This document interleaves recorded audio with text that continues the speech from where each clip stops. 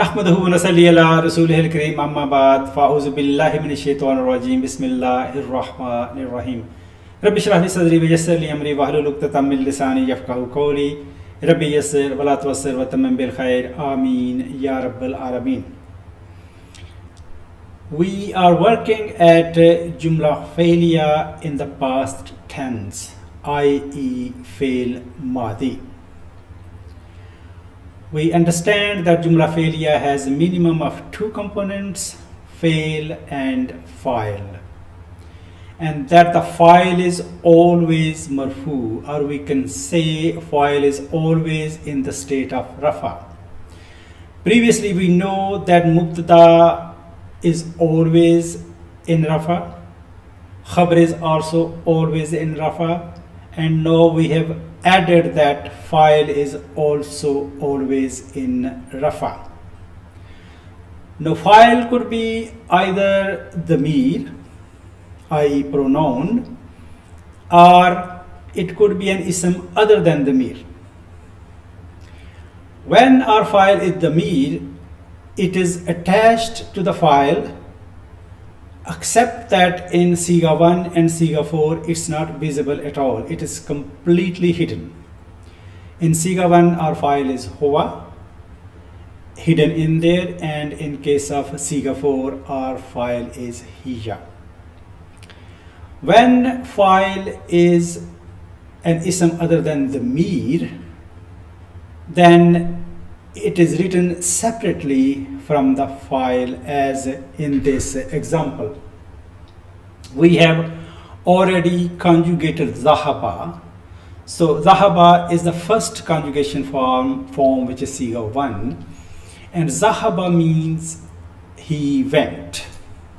So he is hidden there. He in the form of huwa is hidden there.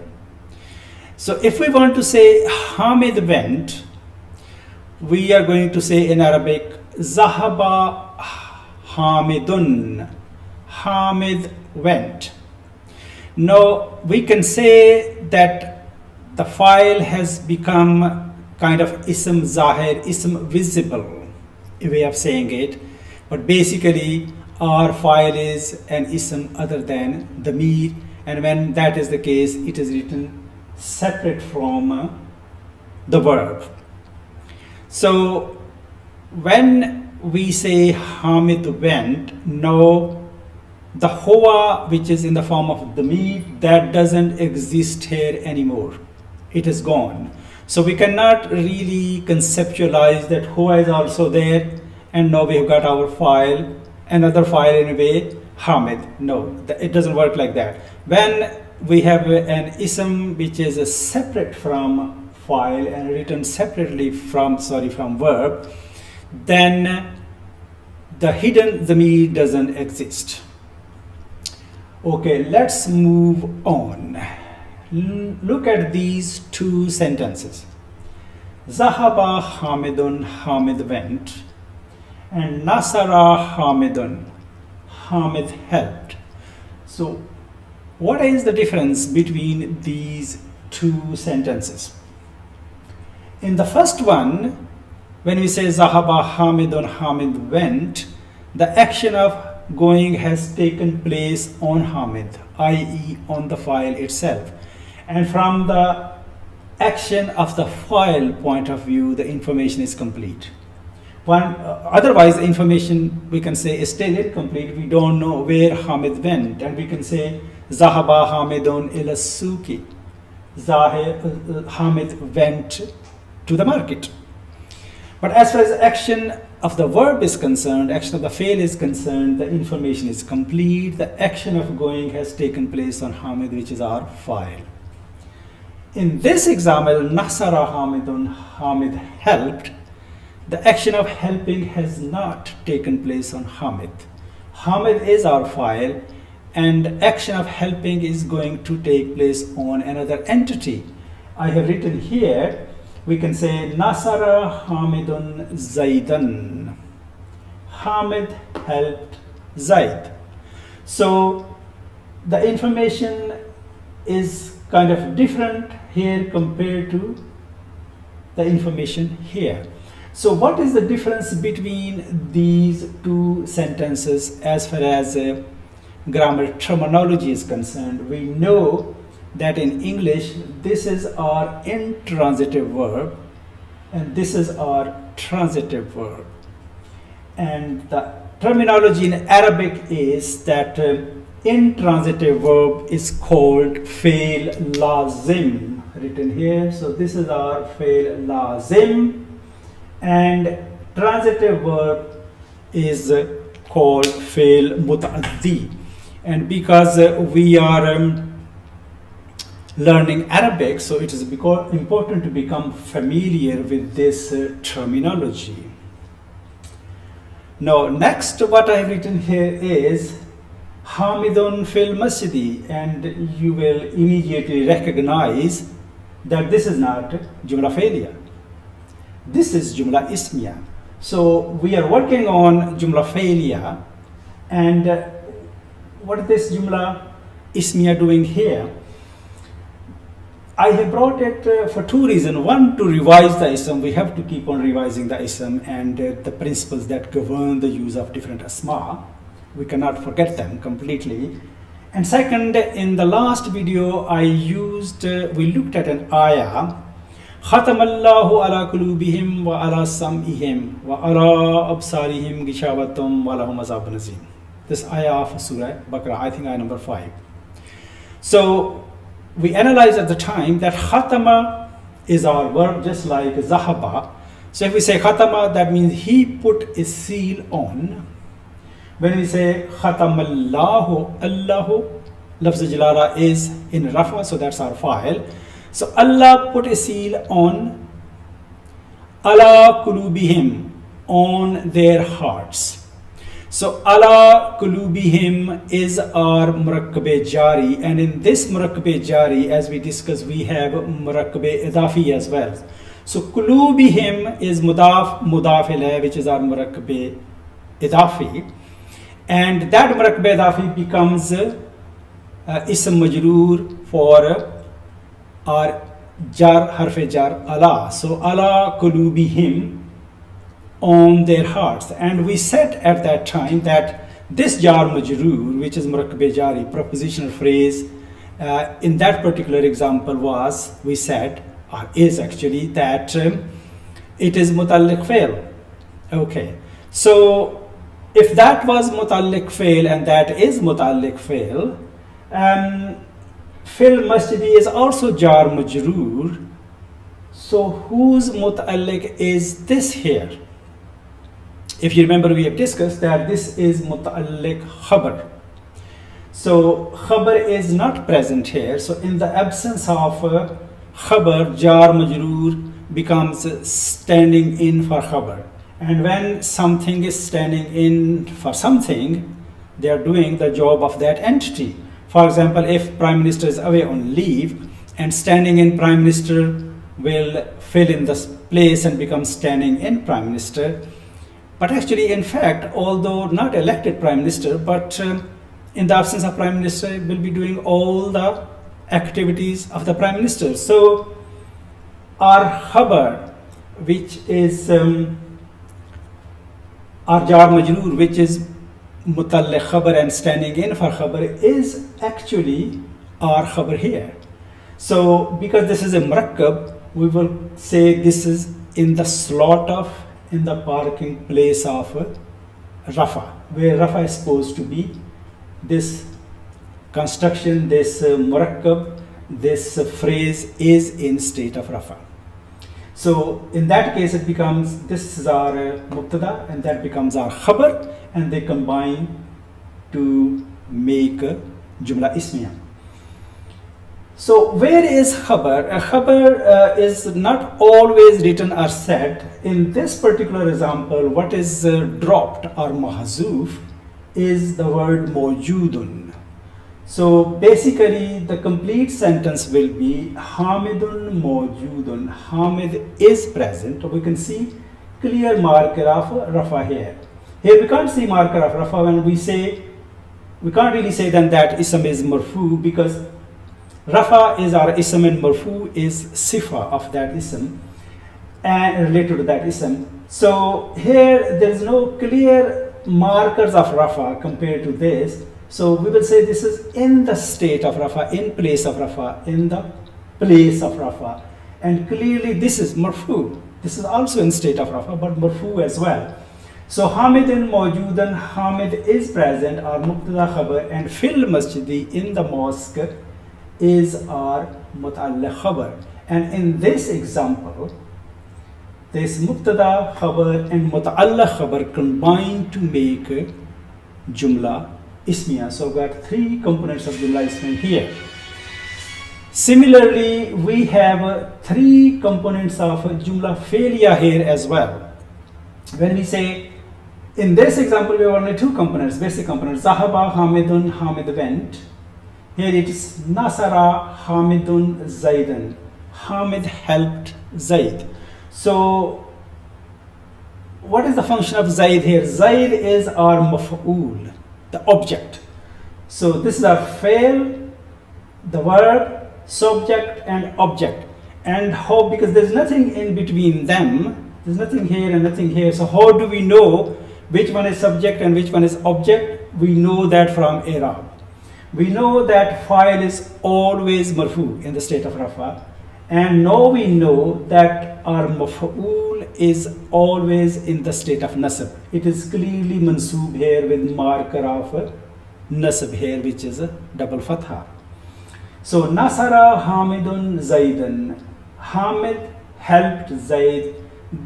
In this sentence we have three parts of Jumla Failure: fail, file, and maf'ul, and we differentiate between file and maf'ul from I'rab. Opposite to English, there is nothing here in between, or the word order arrangement is not such that we can say, oh, this is file and this is maf'ul. We can only identify file and maf'ul from their individual I'rab. And in this case, we can also actually add a fourth component. We can say Nasara Hamidun Zaidan Fissuki, Jar Majroor. So Jar Majroor here will be then Muta'alliq fail. So Jar Majroor becomes our fourth component in this sentence, longer sentence. Then we've already made a complicated longer sentence, you know. So Nasara Hamidun Zaidan Fissuki, or Fil Masjidi. So Hamid helped Zaid in the market or in the masjid or in the mosque. Let's see what's hidden in here. Oh, here we go. So the default structure of our Jumla Failure is we have got verb first, then fail, then file, and after that we will have maf'ul as in this case. So that's the default structure of Jumla Failure. What is the default structure, or actually the only structure in English of this sentence is Hamid helped Zaid. So here we can identify clearly by their individual places, by word order and arrangement here in this sentence, that what comes before verb is always subject, file, and what comes after verb is object, i.e. maf'ul. So Hamid helped Zaid. If we change the position of these two nouns in the sentence, the meaning changes completely. So we cannot really change the word order and arrangement here unless we want to say differently, something different. And if we want to say Zaid helped Hamid, then clearly we will bring Zaid before verb. In Arabic, we can easily do that without changing the overall meaning of the sentence. And that happens because of I'rab, and that flexibility is there because of I'rab. So if we say Nasara Zaidan Hamidun, so Zaidan, because it's mansoob, it is still our mafa'ul, our object, and Hamid in state of Rafa is still our file, is still our subject. So changing the words here doesn't really change the overall meaning, but here in English it changes the meaning completely. I keep on saying default structure of Jumla failure. Why do I keep on saying default structure? Because in English there's only one structure. The reason for that is that although the overall meaning of these two sentences is the same, but there is subtle minor difference, and there is a reason for that difference. If this information is completely new to our audience, to the people who we are talking to, we are giving information to, if this information is completely new to them, we will use default structure of Jumla failure. That will be fail, file, and maf'ul. The information is completely new to them. So that's the way to convey that information. However, if we sense or if we know that people know something but do not know completely, they're not sure, there is ambiguity over there. For example, people know that Hamid helped somebody, but they do not really know exactly who Hamid helped. They probably think he may have helped Zaid, but they're not sure. So in this case, we will use this structure. We will say Nasara Zaidan Hamidun. Hamid helped Zaid. That Zaid is the one who Hamid helped, nobody else. Hamid helped only Zaid. That's another way of saying, but not anybody else. Not Bakr, not Umar. So this is the minor subtle difference between these two word orders and arrangement, and we have discussed why we have to change the word order and arrangement. It also helps if the rhyming of one verse to the other verse is concerned. It helps in that as well. Let us look at another fail, conjugate another fail before we call it a day.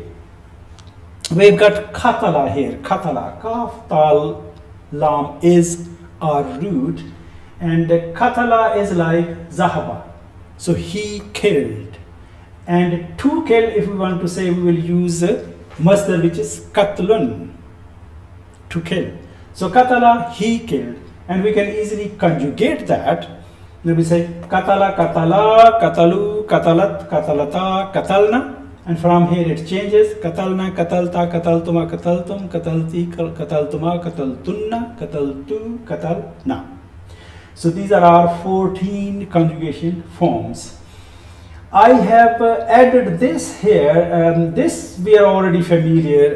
In Arabic we have got dual as well. So this is singular, wahid, tasniya, and jama. And on this side, this is muzakkar, muannas, masculine, feminine, and in this case, these two are used both for masculine as well as feminine. We have talked about first person, second person, third person in the previous video. In Arabic, we start from third person, and the reason for that is it's really then it becomes easy to conjugate. We will see that in the third person singular masculine form of the verb is only three root alphabets, nothing else. So it becomes easy then to follow the conjugation. So we start from third person, and the third person in Arabic is called a ghaib. Ghaib basically means absent. But absent does not necessarily mean absent from the conversation, from the place, but the person actually is absent from the conversation, not part of the conversation. For example, the person may be sitting in the same room somewhere, but not being part of the conversation, will still be ghaib, absent, or may not be present there at all. In that case, it's absent anyway. So that's ghaib. Hadir is present, being in front of. So that's our second person. And the first person, the terminology we use is mutakallim. Mutakallim for the first person. So, so this is our terminology in Arabic. We should really become familiar with Arabic terminology. And lastly, I have an example here from Quran of this fail, which is part of ayah number 251 of Surah Baqarah. And the part of the ayah is that Katala Daudu Jaluta. David killed Goliath, or we can say Daud killed Jalut. So we can use the Arabic words as well. And here you can see why Arab is really important, because if we end up saying Katala Dauda Jalutu, although we have not changed the place of the nouns, meaning changes completely. So very important to keep Arab in our mind and say it correctly, Katala Daudo Jaluta. Otherwise, the meaning changes completely. Subhanakallahumma wa bihamdika ashhadu an la ilaha illa anta astaghfiruka wa atubu ilaik.